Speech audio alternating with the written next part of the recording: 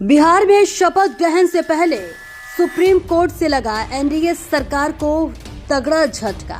Supreme court ने लगाई NDA सरकार को फटकार, कह दी बड़ी बात, मची खलबली।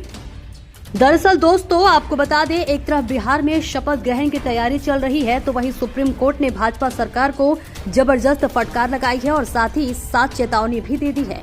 मामला महाराष्ट्र के स्थानीय निकाय चुनाव से जुड़ा हुआ है, जहां पर सुप्रीम कोर्ट की तरफ से भाजपा या ये कह दीजिए कि एनडीए सरकार को फटकार लगी है।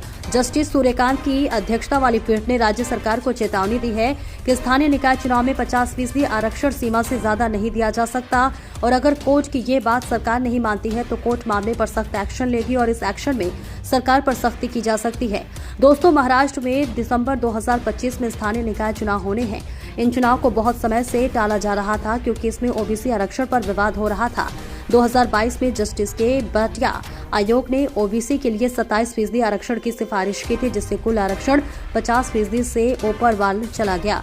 इस बीच आपको बता दें कि लेकर काफी समय विवाद रहा था, लेकिन अब इस मामले पर सुनवाई करते हुए जस्टिस सूर्यकांत और जस्टिस बागची की पीठ ने कहा है कि अगर दलील यह है कि नामांकन शुरू हो गया है और अदालत को अपना काम रोक देना चाहिए तो चुनाव पर रोक लगा देंगे। जी हां, खुली चेतावनी सुप्रीम कोर्ट की तरफ से केंद्र सरकार को कि हम चुनाव पर रोक लगा देंगे, इसलिए अदालत की शक्तियों का परीक्षण न करें।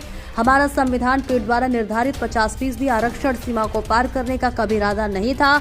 हम 2 न्यायाधीश वाली पीठ में बैठकर ऐसा नहीं कर सकते। बढ़िया आयोग की रिपोर्ट अभी भी न्यायालय में विचाराधीन है। हमने मौजूदा स्थिति के अनुसार चुनाव कराने की अनुमति दी थी।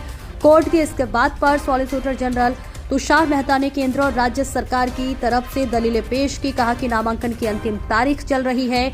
कोर्ट ने जवाब दिया, हमने कभी नहीं कहा कि 50% सीमा से ज्यादा आरक्षण हो सकता है। अदालत के आदेशों की गलत व्याख्या मत कीजिए। अगर आप सीमा लांघने पर जोर देंगे तो हम आदेश पास कर देंगे, फिर कोई बहाना नहीं चलेगा। कोर्ट को बताया गया है कि महाराष्ट्र में कई निकायों में आरक्षण 50% से पार कर 70% पहुंच चुका है और सीधे ये संविधान पीठ के निर्देशों का उल्लंघन है। कोर्ट ने इन दाव पर गंभीर रुख अपनाते हुए सरकार को नोटिस भी जारी कर दिया है। कोर्ट ने तल्ख ऐसे में कहा है कि हमारे सरल आदेश को अधिकारी जटिल बना रहे हैं। अगर ऐसा होता रहा तो नामांकन प्रक्रिया स्थगित करनी पड़ेगी और इस तुषार मेहता ने आश्वासन दिया है कि राज्य सरकार कोर्ट के अंतिम आदेश तक को कदम नहीं उठाएगी जो नियमों के विपरीत।